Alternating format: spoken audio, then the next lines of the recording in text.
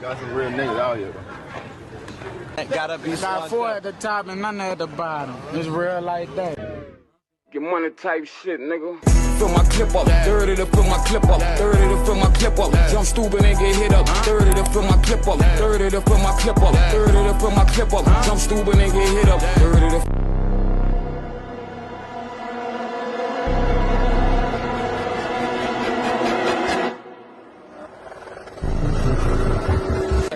Come here. Show him that there. Show him that there. You understand? All that. 520 on the top for these thing right here.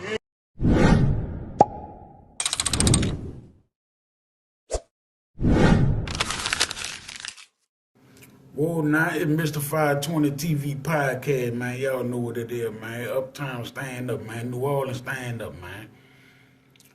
Check this out. I'll bring y'all a little story time today, you heard me? Know I've been MIA, missing in action, but y'all know what been going on, man. You know, life go on, man, you know what I'm saying? Besides the internet stuff, man, you know what I'm saying? I'ma always keep it 100, I'ma always do that. But guess what? I'm here to talk about my boy, Calhoun, man. Magnolia Legend, you heard me? Man, I done had some good time with old big Calhoun, man. I sure miss him, you heard me? Calhoun is the uncle of Timmie, which is Pasquale. Y'all know the Soulja Slim song. Whoever kills Squally, that where we gonna send a hit at. That's his uncle. We all know Timmie was a Dooney boy. That was my best friend, you know what I'm saying? But his uncle, man, gave us the game, man. I ain't gonna lie, bro. Boy, we learned so much from Calhoun over the years since elementary school, going to Tom the phone, bro. I remember back in the late 80s, right? Like I told y'all, my mama was, well, I was 4 years old in 1987 when my mama went to prison, right? I had to be introduced into the Polk family probably in 92, 93, something around that age, you know, that little time span, year. Well, anyway, you know, I get caught up in my word. I got so much stuff on my mind, man. I'm still thinking about my little son, little Junior, man. Rest in peace to my little son. Rest in peace to my daughter, Zoyani.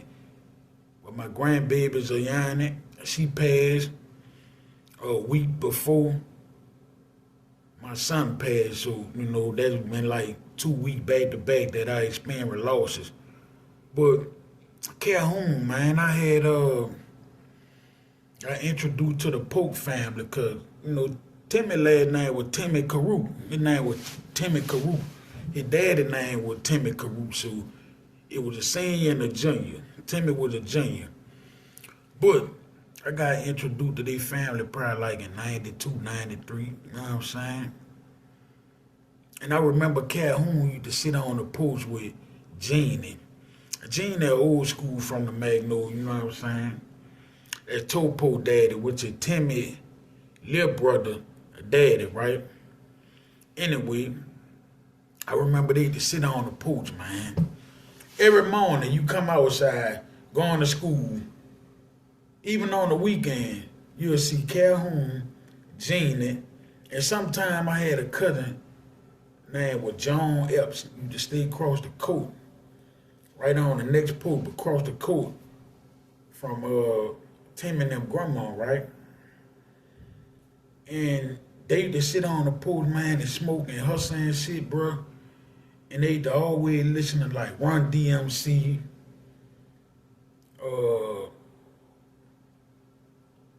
Slick Rick. They used to listen to all type of old school music, like 8-Ball, MJG, Strong Arm Robbery. You know, they were kind of throwback dudes, you know what I'm saying? So they were like born in the 60s and the 70s and stuff like that, man. But they were real cool. Like, you know, we were young, man. They used to pull up to the side, man, and see us doing something wrong. They were before the Dooney boy era and, you know, all that there. This like we in elementary, so, you know, they pulled our coattail, let us know that that ain't it. And sometimes, man, they'll whoop you and bring you by your mama. You know, back then, you used to chastise a person's child, bro. and without them really just, reacting off it, you know what I'm saying? That was the era back then, but you can't do that now, boy. You tie somebody's child right now, boy, listen here. Boy, they liable to go get the switch for you, and we all know what that switch means. That thing that go, you don't want that problem, you hear me? That's why I stay out the way of these youngsters, man, you know what I'm saying? But let me tell you something, though. If a roach crawl up under my feet, I'ma stomp it out, you hear me? Straight like that. But yeah, they used to sit on the porch, man, and listen to all that old music, bro. It's early in the morning, you going to school and stuff. You smell the marijuana smoke and all that, bro. But this here, the moral of the story is, after Hurricane Katrina, me and his niece, we moved on Marengo and Ferret. That's uptown in the 12th wall, right? What, 11, 12 wall, all of it right there, man. Marengo and Ferret, they were like down the street from, what that was, Chester, I want to say? Crocker Elementary. It was right a block after Crocker Elementary. Ferret, the Ferret Street bus, the Ferret bus used to pass right by our house. We stayed on the corner, right? But it was this day, man, I had come from work. And his niece was inside, right? Y'all about to laugh, and his niece was inside. And Calhoun had I want to say it was a Yukon truck, about a 97, 98, all green, had some rims on that thing, you hear me? And he swung the block right there by Crocker and come flying over there by our house, jumped out the truck and come running in the house, you hear me? Man, the police chasing, I ain't got away. Man, the man got so much dope on him, bro, it's a crying shame. You remember, like, man, look, just chill. Don't just chill, man. We died laughing at Calhoun so much. He was laughing at his motherfucking self, you hear me? But Calhoun, man, had to give all the little children dollars and quarters and stuff, man. You know what I'm saying, bro, to go to the ice cream lady and stuff like that, you know. When these dope guys used to be selling drugs, used to make so much amount of money, they'll pay dollars and quarters and stuff out to the little kid that was in the coat with to make sure they have ice cream, iceberg, or, something like, just showing love back to the little one. It didn't matter if you were from in the Willer Coat and you come around there on 6. It didn't matter if you were from out the Belmont Coat. Everybody knew everybody around there in that project, man. That's the thing what I meant about that know you. Just like I just saw Skip, Wacko and Hot Boy Turk on the little thing on YouTube I was watching early, right? And they were doing the interview and Wacko was like, something in the water about that Magnolia, you know what I'm saying? And you weren't lying, bro, because every time you used to come outside, man, there was something going on. A DJ, a splash, somebody, John or somebody was always fun in that project. And, New Orleans had a lot of projects, bro. Every project had their own little thing that they had going on, bro. And I'd have been in a lot of them projects, different ones. Every project that was in New Orleans, I've been in them. I knew somebody in them. I came through. But I'm going to tell you one thing, bro. Wasn't nothing like that Magnolia. I'm going to tell you that. Wasn't nothing like that Magnolia, man. And Big Calhoun, man, he loved that Magnolia, bro. And he loved his family, bro. One thing I could see, I done seen Calhoun give the last dollar out of pocket to his family to make sure that they were able and they were straight, even if it's the last piece of chicken on the plate. And that big boy could eat. Boy, Calhoun wasn't no little dude now. He was a big old guy. But he had the heart of a lion, right? And I remember one time Timmie had did some stuff and Calhoun was like, man, what I'm going to do with y'all too, bro? Like, y'all just don't get it. Like, man, won't y'all sit down, bro? I know y'all got to do what y'all got to do. But, man, I don't want to see y'all out here, bro, laying in these coat with and nothing like that, but I had to tell Unc, like, the game is the game, bro. When we jumped off the pool, we automatically accept what come with the game, you know what I'm saying? He said, I understand, bro. You know I was y'all head one time, and I had to jump off the porch and bump my head a few times. You know, I still remember these conversations, bro. And, you know, he's like, I know y'all smart. Y'all got to do what y'all got to do, bro. Y'all hustling. I know y'all going to have to make certain statements to people because, you know, when you're selling drugs and you're running these streets, you know, you don't never know what type of individual that you running into, you know, just because a person snore heroin or smoke rocks or snore powder, whatever drug of their choice that they like to do, everybody had a background before the drug. And you never know, you know, who you dealing with. You could be dealing with killers, robbers, jackers. Dope fiend with the first people I saw that know how to scam. And I ain't talking about with no phone, no cell device.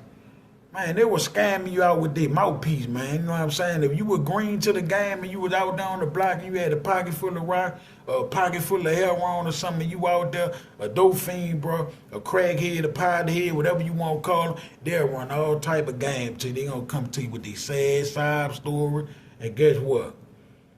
If you had some sense of heart or something, I'll give you a little rock or something, or a bag of powder, you know, a little bag of heroin. If you sick, I already know you sick. I already see it in your face, and you know your body language tell me. You ain't got to be running them old sad side story to a motherfucker just to get high for free.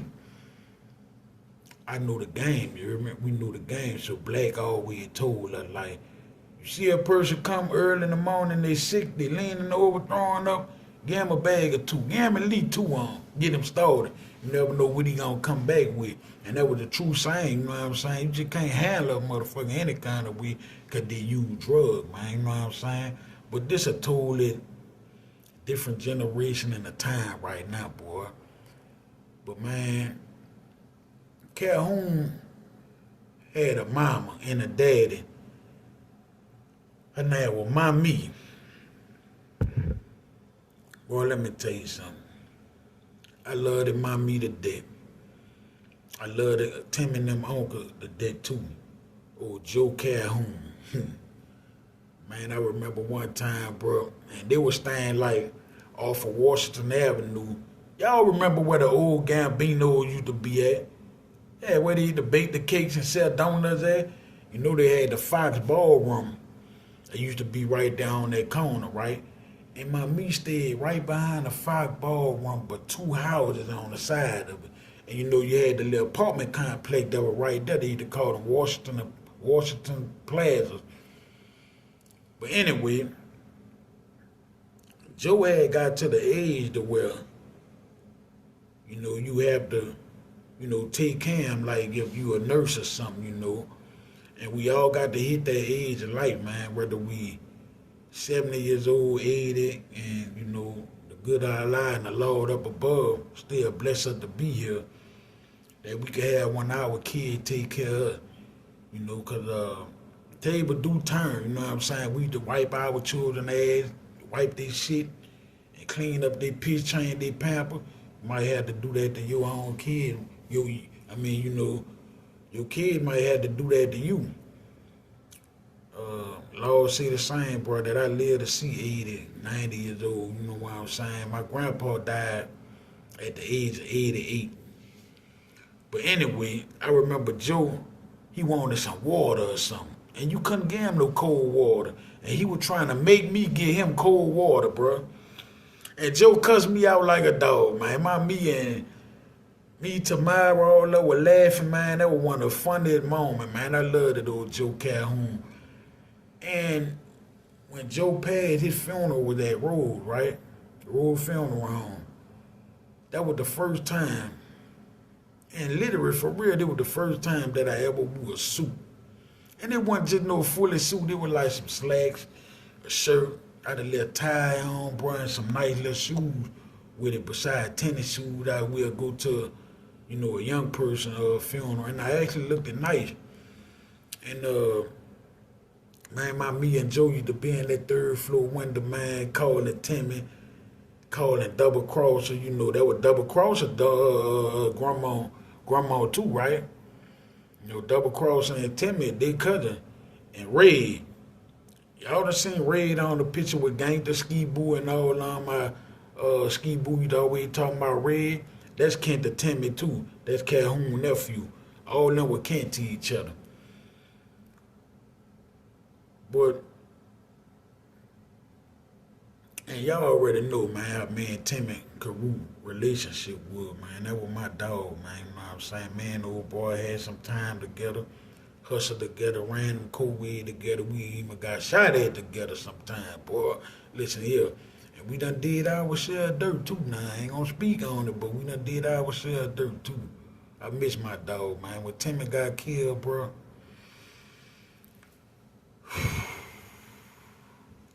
But guess what? It's Mr. 520 TV podcast, man. You know what I'm saying? Y'all already know I already got a positive message for y'all, man. You never know how it feels to lose your own child until it happened to you. You know, you done sat back and you saw